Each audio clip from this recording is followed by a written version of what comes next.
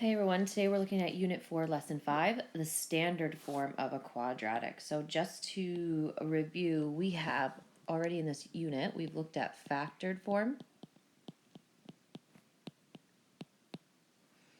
which is in our table below, but just so we can all jog our memories, it's y equals a and then x minus s and x minus t. And we've also taken a look at vertex form, which is that y equals a times x minus h squared plus k.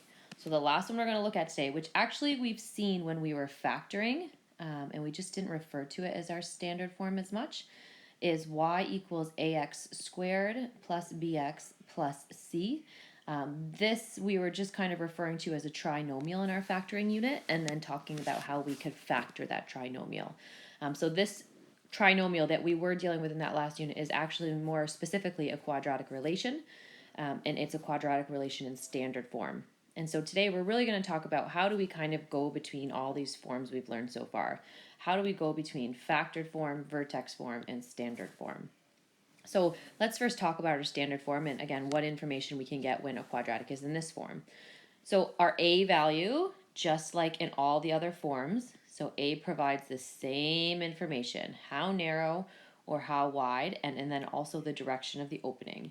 Remembering that if it's positive, it opens up, and if it's negative, it opens down. Okay. The only other information you can get from a quadratic in standard form is that the last number, or their constant there, the c value, is the y-intercept value of the parabola. Okay, so this standard form actually gives us the least amount of information in terms of what the graph of the parabola looks like, but it is the form that we generally kind of go through to get either to factored form or to vertex form. So if we look at our table here, let's talk about the strategies we've learned so far for working with quadratics. Some of them are strategies that we will see eventually, but maybe haven't seen yet. So when we're in standard form, let's just start by looking at our standard form. Okay, if we want to go to factored form, we learned this in our last unit. We're going to factor from standard form to get us to factored form. Okay, once we're in factored form, if I'm just following this arrow around, once I'm in factored form, if I wanted to get to vertex form, I would use our zeros. So use zeros to find your midpoint. So we would use our zeros to find our midpoint. Then we would sub that midpoint in to find the y value of our vertex. And then we could use that information to write the quadratic in vertex form. Okay, so hopefully you can see this circle that we're making here. If we are in vertex form and we are trying to get back to standard form, we could then expand and simplify, which we've seen in other lessons, right? We could just expand that bracket and then combine our like terms to get back to standard form. Let's talk about some of these other arrows in terms of things we've seen. If we wanted to go from factored form, so if we were going from factored form and wanted to get to standard form, we could again expand and simplify. And the way we expand and simplify in this case, which we have practiced a bit now, is we would FOIL, right? If we're trying to expand our factored form, we would FOIL it, and that would get us into our standard form. Now, the other arrows you see on here are strategies we have not learned yet. So if we wanted to go from standard form to vertex form, we would use a process called completing the square. Okay, so we haven't seen that yet. So let's just make a note that we're going to see this. It's going to be in the next unit. We haven't seen this yet. And if we were trying to go from vertex form to a factored form, we would solve for our x-intercepts, which we've seen with factoring, but we'd actually go about this a different way when we were going from vertex to factor form. So let's just put next unit as well. Okay, we won't work so much going that way.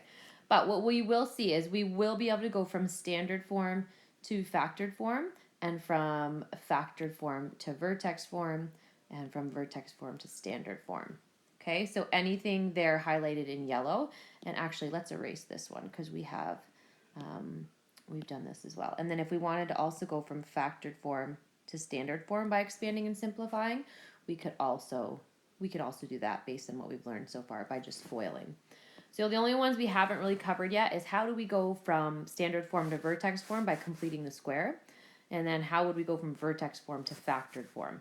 So right now we're really going to work our way from either of those two to standard form and using the strategies we've learned so far.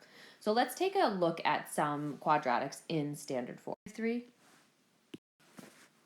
Okay, so for each quadratic relation, determine the following. So we're going to determine the direction of the opening. Remember that our direction of opening is based on our a value. In this case, our a value is 1. Okay, so I just want to label some of these again until we get comfortable. We have A, we have B, and we have C. So the direction of my opening, because A is a positive 1, is going to be up. Our y-intercept comes from our C. So my C in this case is going to be at negative 12. Our zeros, well, the only way we find our zeros is we have to get it into factored form. Okay, so based on the y equals x squared minus 4x minus 12, we have a simple trinomial. So we're going to have to set up our SPF and factor this. So I need two numbers that are going to add to my middle term and multiply to my last term. So they're going to add to a negative 4, multiply to a negative 12. So those two numbers that would work there would be a negative 6 and a positive 2. So now I could write my standard form in factored form. It's going to be y equals x minus 6 times x plus 2. Then we'll set both of those equal to 0 and solve for x. So x equals 6 and x equals negative 2. Okay, so those would be our zeros. If we were then going to find our axis of symmetry, remember our axis of symmetry is we're going to have to find the midpoint of our zeros. Okay, and that's also the x value of our vertex.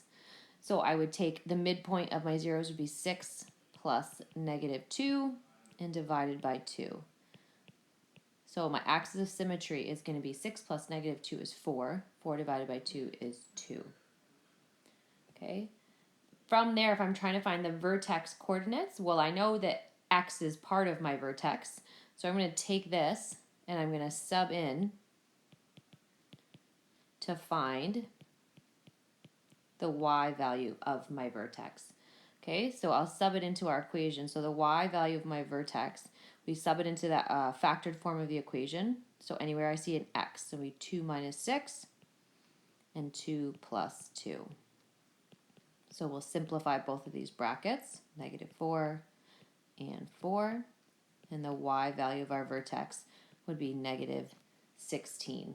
So once we've identified our x value of our vertex, which is our axis of symmetry, and the y value of our vertex, we can say, therefore, our vertex is 2, negative 16. Okay?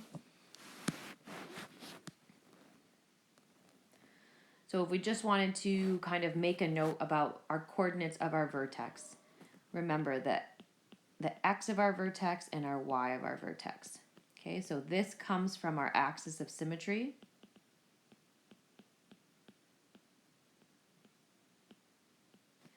And then we get our y value from subbing in x.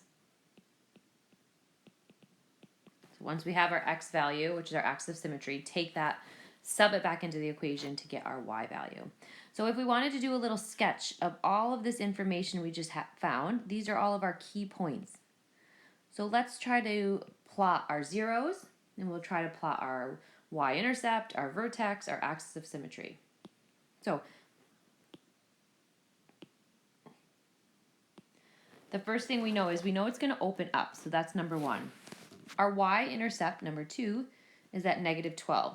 So let's say that this is negative 12, somewhere here. I'm going to label it. So our y-intercept is at 0, negative 12. Okay, we identified our zeros next. So our zeros are at 6 and our zeros are at -2. So I'm going to label those as well and just say, okay, this is a 0, this is a 0. So our zeros are at -2 and 6. Okay, the next thing we found was our axis of symmetry is at 2. So we'll say 2 is maybe right there. And we'll just label that our axis is at x equals 2. And then going along with our axis, we then found our vertex. So our vertex is at 2, -16. So maybe that's somewhere down here. And we can label that as well. That's our vertex at 2, -16. So if we were to connect these dots, right, we have a parabola that's opening up and looks something like that. Doesn't look perfectly balanced, but hopefully we get the idea there. Okay, we're going to try another one together, and then I'm going to get you guys started on that third one and see if you can work through it. I'm going to switch my colors just so it doesn't all blend together. So now we have y equals x squared. Okay, when we look at this, we have to think about which factoring strategy would we use on this one, remembering the factoring strategies we used in the previous unit. We have two terms here. Okay, there's a minus between them. We should be thinking difference of squares, but we have to make sure are both of my terms terms that I can take the square root of, and yes, they are. So our a value, once again, is 1, so that tells us the direction of our opening is going to be up. Okay, with a difference of squares, we don't have a b value, right? Like this b value or our middle term drops away, so we only have a and we have c. So our c value is -9, that's our y-intercept. When we factor a difference of squares, let's just make sure when we go to do our zeros, this is a difference of squares. Okay, we take the square root of both terms. So in this case, x is the square root of x squared, and the square root of 9, which is 3. 1 is plus, 1 is minus. So same idea, we'll take our brackets and we will solve for x. So we should end up with x equals -3, x equals +3. So those are our zeros. Now we're going to use those zeros to help us find our axis of symmetry. Remember that our axis of symmetry is just the average of our zeros. So -3 plus 3 divided by 2. Hopefully we can see what will happen. This will always happen with a difference of squares. -3 plus 3 is 0. So 0 divided by 2 is just 0. So we're going to take that 0. Let's actually put a box around it. So that's our axis of symmetry. That's also the x value of our vertex. When we find the y value, all we're going to do is plug in 0 anywhere we had x. So 0 plus 3, 0 minus 3. We have 3 times -3, which is -9. So again, we can use that information to say, therefore, our vertex is 0, -9. Okay, so we'll plot some of this information. I know I started from the top up last time when we were looking this, but the big key points that we always want to kind of plot first are going to be our vertex and our zeros. So let's do those first. We have 0, -3, and at +3. And then we have our y-intercept and our vertex actually at 0, -9. So let's label those. We have our y-intercept and our vertex, in this case, at 0, -9. Okay, this time we have our zeros at -3 and +3. So we can connect those dots to draw our parabola. Okay. And you're able to kind of get all those key points, find all that information from the different strategies we've learned so far for working with the parabola. Okay, we're going to get started on the next one, and then I'm going to ask you guys to pause the video and try to finish it up on your own. So again, if we were going to identify our A, our B, and our C. Our A value tells us the direction of our opening, and because our A value is negative, this is going to open down. Our y-intercept comes from our C value, so it's at a positive 10. Okay, we got to work to find our zero, so we have a couple things we got to do here. We should always, always, always look for a common factor first. So let's common factor together, and then I'm going to let you guys finish it up. So what is our greatest common factor? Keeping in mind that my A value is negative, it's going to be negative something. So as I look at my coefficients, negative 8, positive 16, and a positive 10, my greatest common factor is going to be a negative 2. So I'm going to pull out a negative 2, and we're going to be left with 4x squared minus 8x minus 5. Okay, so now we're left with a complex trinomial inside our brackets that we're going to have to further factor to work through finding our zeros. So I'd like you to pause the video, see if you can complete steps 3, 4, 5, and actually sketching and labeling would be 6.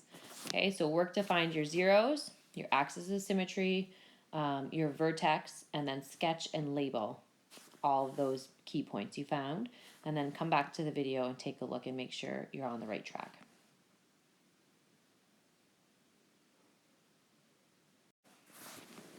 Okay, so here's the results of what you should have gotten when you factored. I'm going to box out our zeros as well. Okay, so when you factored, you should have ended up in brackets with this as your final factor form, negative 2 times 2x minus 5 times 2x plus 1. So if we set both of those equal to 0, then we should get x equals 5 halves and x equals negative 1 half.